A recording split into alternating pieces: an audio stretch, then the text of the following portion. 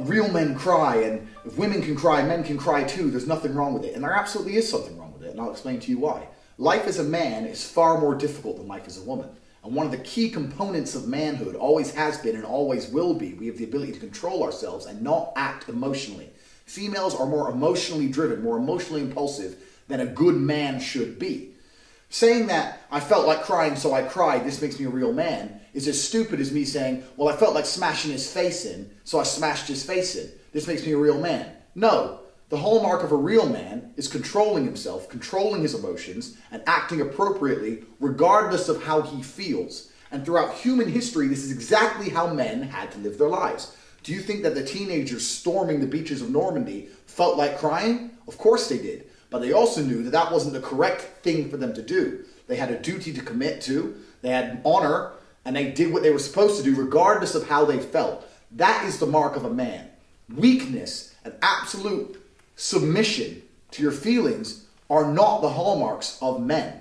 It's not the way society has ever been built. It's never been built off the backs of men who were crying their eyes out because they felt like crying.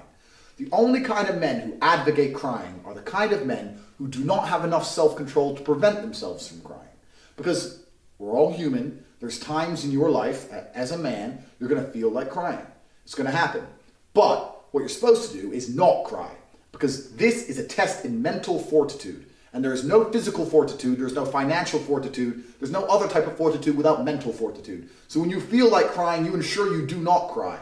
And you act appropriately as a man should. The men who say no, succumb instantly to your emotions, are the kind of people who have no self-control. And let me tell you something about men who have no self-control. Men who live without self-control are the kind of men who cry when their girlfriend cheats on them, because she certainly does, because she doesn't respect the little crybaby, and she's only with you because she's ugly as fuck and she has to settle for a little soy boy pussy like you. And these guys sitting there, what they're trying to do by telling you to cry is drag you down to their level. They look at people like me, and I say, Ross, and that's a big G. He's out there, he's fucking women, he's got his Lambo, he's a multi-millionaire, self-made, 6'4", 4-time kickboxing world champion, chess genius. I don't like the way he's living his life because he's kicking too much ass. You need to cry more.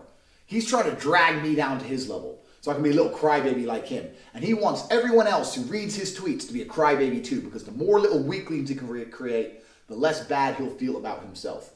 No man wants to be a little crybaby if they're honest with themselves, and no woman certainly wants to fuck a little crybaby. So don't listen to the advice of people who are living lives you wouldn't want to live. What's actually interesting is, I always use this analogy. If you could build yourself from the ground up, if you could literally just, like from a video game, just tick characteristic boxes and build yourself, nobody would choose to be a liberal soy boy. Nobody would choose to be a small, weak guy who has to cry when he gets upset.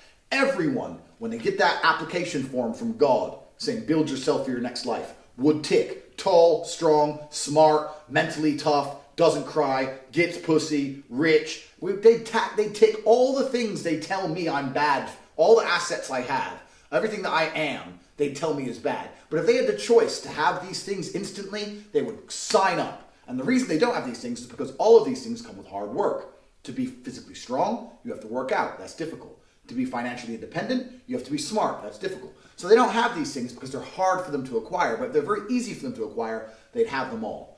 Nobody wants to be a crybaby. The mark of being a real man is not being a crybaby.